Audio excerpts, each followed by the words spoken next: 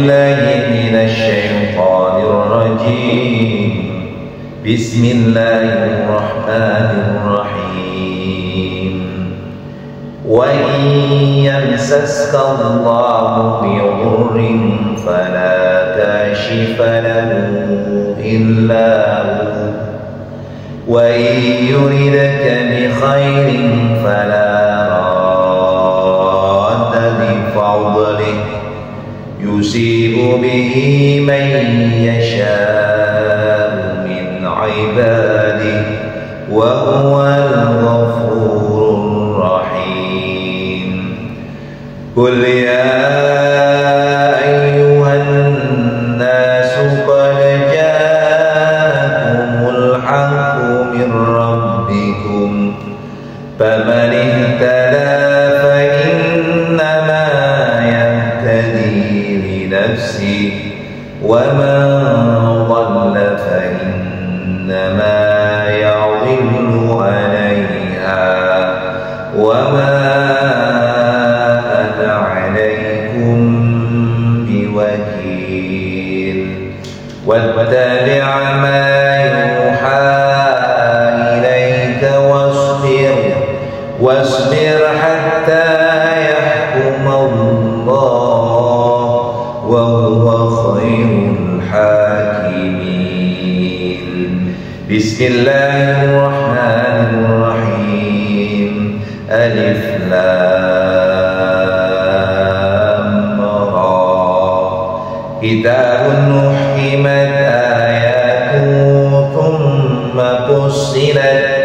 ثم فصلت من لدن حكيم خبير ألا تعبدوا إلا الله إنني لكم منه نذير وبشير وأن استغفروا ربكم ثم توبوا إليه يمتعكم متاعا حسنا إلى أجل مسمى ويؤتي كل ذي فضل فضلا وإن تولوا فإني أخاف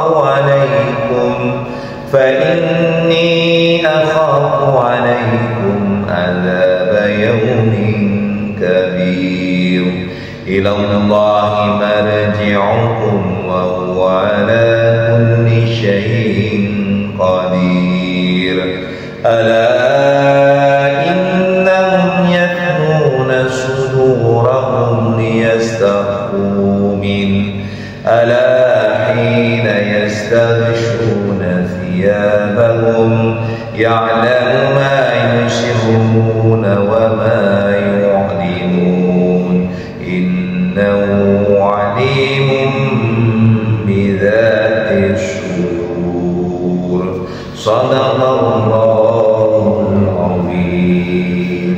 Kita lihat ya. Jadi 107 sampai 109 apa berkaitan dengan ayat yang sebelumnya 104 ya. Jadi di dalam ayat 104 Allah menjelaskan qul ya ayyuhan nas, wahai manusia, jika engkau ragu tentang agamaku ini, tentang agama Islam, kata Nabi Muhammad SAW, fala a'budu alladziina ta'buduna min dunillah, maka janganlah, fala a'budu, maka aku tidak ada, fala maka tidaklah aku menyembah alladziina ta'buduna, apa yang kalian sembah selain Allah, walakin tetapi aku menyembah Allah yang mewafatkan atau mematikan kalian, dan aku diperintahkan untuk menjadi orang yang beriman. Jadi gitu tuh. Jadi kalimatnya kalau ada orang kafir yang ragu dengan agama Islam ini, maka ucapkan, aku tidak akan menyembah Tuhan yang kamu sembah, tapi aku menyembah Allah, Tuhan yang mematikanmu, dan aku diperintahkan untuk menjadi orang yang beriman. Itu kalimatnya. Kemudian wa an aqim wajhaka lid-dini hanifah, dan untuk menghadapkan wajahku kepada agama yang hanif, Ya, agama yang hanif, agama yang tulus dan ikhlas. Makanya Ibrahim itu, Nabi Ibrahim disebut agamanya millata Ibrahim hanifah. Di agama millata Ibrahim hanifah, agama Islam. Cuman untuk menegaskan bahwa bagaimana hanifah, ikhlas dan tulus Nabi Ibrahim ketika memperjuangkan Islam, dari mulai proses bagaimana Nabi Ibrahim mencari Tuhan sampai proses bagaimana Nabi Ibrahim di tengah ketuaannya dengan diuji ada Allah Subhanahu wa taala tidak memiliki keturunan, sampai akhirnya malaikat Jibril datang memberitakan akan kelahiran Nabi Ismail dan Nabi Ishak, gitu kan. Ceritanya kan begitu. Tuh, cerita tentang Nabi Ibrahim. Jadi luar biasa kan ceritanya itu. Walaupun kadang-kadang dalam pemahaman orang-orang non-muslim bahwa Ishak itu ada yang mengatakan Nabi Ishak dulu dibandingkan Nabi Ibrahim. Jadi ada beberapa versi dan sudut pandang. Kalau dalam Islam keyakinan kan lahirnya itu adalah Nabi Ismail dulu, baru kemudian Nabi Ishak. Tapi dalam ayat surat yang lain kan begitu tegas saja menceritakan tentang bagaimana Nabi malaikat datang kepada Nabi Ibrahim dengan istrinya. Di situ dia sangat luar biasa kan, tentang bagaimana Nabi Ibrahim didatangi di kalimatnya Nabihum an dhaifi Ibrahim. Disampaikan kisahkan kepada mereka tentang tamunya Ibrahim. Jadi datang Ibrahim, ya malaikat Jibril datang kepada Nabi Ibrahim, yang datang itu dengan tampang yang bersih luar biasa. Kemudian Nabi Ibrahim menghidangkan daging yang disembelih, yang disediakan untuk itu, tapi nggak disentuh. Nah kemudian heran dan takutlah Nabi Ibrahim. Maka kata tamu itu, jangan takut, aku adalah utusan Allah, malaikat yang datang kepada kamu memberitakan kabar gembira tentang kelahiran Ishak di situ. Maka kemudian istrinya Siti Sarah ketawa. Ketawa itu artinya ketir, karena dari sudah tua. Nabi Ibrahim sudah tua, Siti Sarah pun divonis atau diyakini mandul. Maka bagaimana aku punya anak, katanya, sedangkan Ibrahim sudah tua dan Siti Sarah sudah dalam kondisi yang tidak menstruasi atau mandul. Maka kata Allah lah berkenan. Maka itulah yang diberikan tentang Ishak. Nah dari situ kan ada simpang siur katanya. Ada yang mengatakan Ismail dahulu, kemudian ada Ishak. Tapi kisah-kisah itu Nabi Ismail dan Nabi Ishak itu satu keturunan dari Nabi Ibrahim. Selisihnya ada yang mengatakan 2 tahun atau 3 tahun selisih antara Ibrahim dan antara Ismail dan Ishak. Ini kisahnya kan gini. Jadi Nabi Ibrahim setelah menikah dengan Siti Hajar atas restu dan bahkan saran daripada Siti Sarah, kemudian hamil dan melahirkan Ismail, Siti Sarah cemburu. Maka memerintahkan kepada Ibrahim untuk mengasingkan Siti Sarah, Siti Hajar dari Palestina. Nah kemudian diasingkanlah di Mekah yang sekarang. Nah, jauh dari Palestina ke Mekah. Ya, diarahkan oleh Allah sampai kemudian ditempatkanlah di tempat yang sekarang namanya Al-Makkatul Mukarramah dengan kisah jam-jamnya. Nah setelah jeda waktu itu cukup lama juga Ibrahim nengok-nengok tuh. Bahkan ada yang mengatakan usia Ismail 2-3 tahun. Nah ketika 2-3 tahun itulah, maka kemudian pada tahun-tahun berikutnya Nabi Ibrahim dikabari akan diberikan anak dari Siti Sarah yang bernama Ishak. Nah, kisahnya begitu tuh. Nah kemudian kita kembali kepada ayat ini. Maka yang diperintahkan Allah kepada Nabi Muhammad adalah ketika ada orang kafir, dia tidak beriman kepada kita, bahkan dia menyembah Tuhan selain Allah, maka ucapkan, aku tidak akan menyembah Tuhan yang kalian sembah, tetapi aku hanya menyembah Allah yang mematikan kalian, dan aku diperintahkan untuk menjadi orang yang beriman. Selain itu, aku diperintahkan untuk menghadapkan wajahku kepada agama yang ikhlas dan tulus. Menghadapkan wajahku dengan ikhlas dan tulus. Artinya di dalam beragama itu, di dalam kita menjalankan hukum Islam, maka kuncinya adalah hanifah, tulus dan ikhlas. Baik menerima syariat maupun menerima takdir. Itu kalimatnya. Jadi ingat, apa itu syariat, hukum, larangan dan perintah dan larangan, maupun takdir. Kadang-kadang ada orang yang tidak sabar menerima takdir, ya kan? Maaf, misalnya orang ditakdirkan ada kekurangan dalam fisiknya, maaf misalnya tunanetra, atau dia maaf misalnya orangnya ada kekurangan dari tubuhnya, misalnya kayak ucok babat misalnya, atau ada orang yang tidak memiliki salah satu anggota tubuhnya, kan gitu kan? Itu namanya takdir karena sedang menyimpan. Maka tetap Allah perintahkan untuk menghadapkan dirinya, menghadapkan jiwa raganya dalam menjalankan agamanya dengan penuh ketulusan dan keikhlasan. Itu perintah Allah. Dan jangan termasuk orang yang menyekutukan Allah. Kemudian wala tad'u min dunillah, dan janganlah, artinya menyembah, jangan menyembah Tuhan selain Allah yang tidak akan memberikan manfaat dan madarat. Artinya kita beribadah kepada sesuatu yang tidak akan memberikan manfaat dan madarat. Lah saya kan bisa menyembah jabatan, menyembah harta, itu kan manfaat. Iya, manfaat. Tapi manfaat yang dimakna di sini adalah keberkahan. Jadi kalau berkah itu, apa yang disebut dengan berkah itulah yang bermanfaat dunia dan akhirat. Jadi manfaatnya bukan hanya duniawiyah, gitu. Tapi arus duniawiyah dan ukhrawiyah. Nah, yang disebut dengan berkah, harta yang berkah adalah harta yang manfaatnya untuk dunia dan juga untuk akhirat. Contoh gini, apa bedanya sih antara kita dengan agama muslim dengan non muslim? Dari keberkahannya. Misalnya orang muslim sama-sama dengan orang kafir makan nasi, misalnya kan. Tapi yang membedakannya adalah keberkahannya.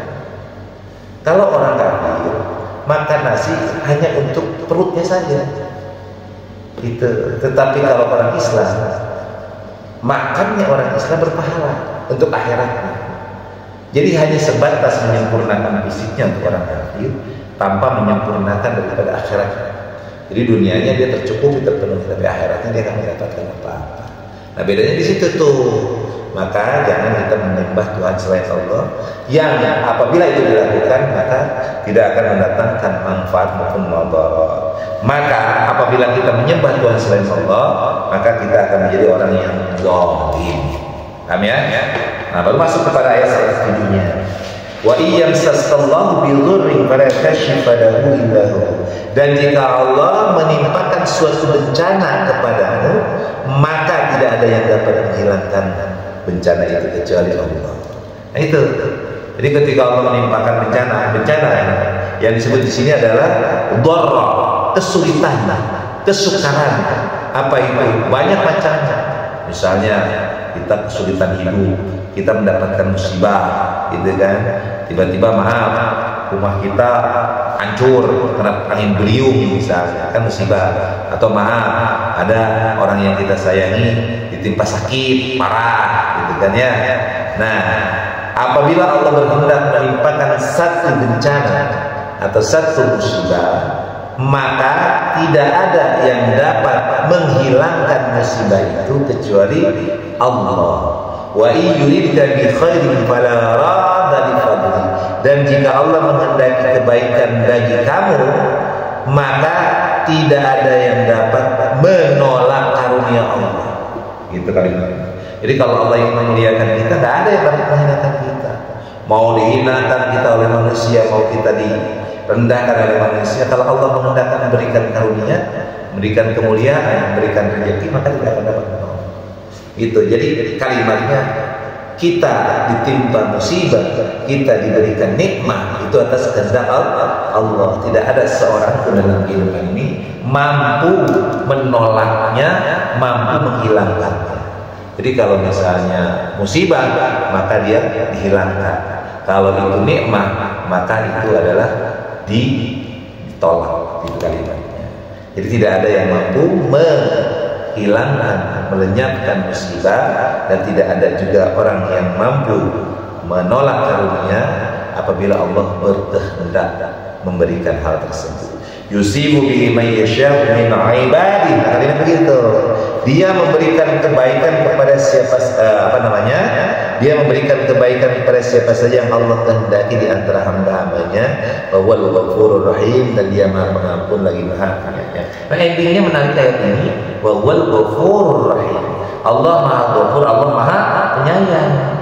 Kenapa kok bisa begitu? Karena di ayat sebelumnya, di kalimat sebelumnya, jika Allah menimpakan atau hendak menimpakan satu bencana, maka tidak ada dapat menghilangkan kecuali Allah. Nah, ketika kita ditimpa bencana, ghafur, maka banyak istighfar, karena bencana itu bisa jadi karena kesalahan dan dosa kita. Maka wallahu ghafur, al-ghafur kembali kepada kalimat tadi, wa iyyamsasallahu bidurrin fala kashifa lahu illa hu. Jika Allah menimpakan suatu bencana kepadamu, maka tidak ada yang dapat menghilangkannya kecuali Allah. Kenapa Allah menimpakan bencana? Karena manusia di situ misalnya durhaka kepada Allah, berbuat maksiat, berbuat dosa, gitu kan ini. Karena ini dharra itu berkaitan dengan kesalahan. Ya, innallaha la yudlimu. Allah tidak akan menzalimi seseorang, walakin anfusahum yadlimun. Tetapi orang itulah yang berbuat zalim. Jadi ketika orang manusia kita melakukan perbuatan dosa, melakukan kemaksiatan, merusak tatanan kehidupan, maka saat itu bencana itu datang. Ya, contoh begini, kita di masyarakat Harapan Baru ini membuang sampah sembarangan, ya kan, got-got mampet semua, ya, dirusaklah resapan-resapan.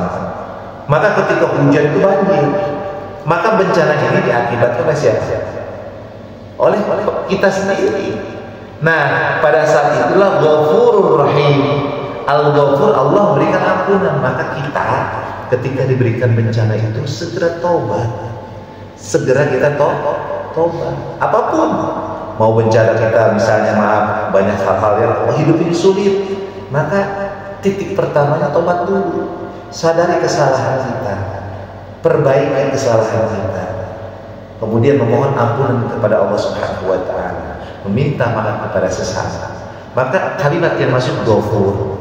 Nah, di kalimat berikutnya, wa yuridka bi khairin fala radda li fadli. Ketika Allah hendak memberikan karunia, maka tidak ada seseorang pun dapat menolak karunia itu. Maka karunia itulah Ar-Rahim. Kalimat yang dipakai adalah Rahim. Rahim itu beda dengan Rahman. Kalau Rahim itu hanya Allah berikan untuk orang-orang yang taat kepadanya nanti di akhirat. Gitu kalimatnya itu. Maka karunia itu bukan dunia kalimatnya, tetapi Allah memuliakan orang ini di akhirat nanti. Di dunianya miskin, di dunia melarat, tapi dia taat, tapi dia jadi orang yang saleh.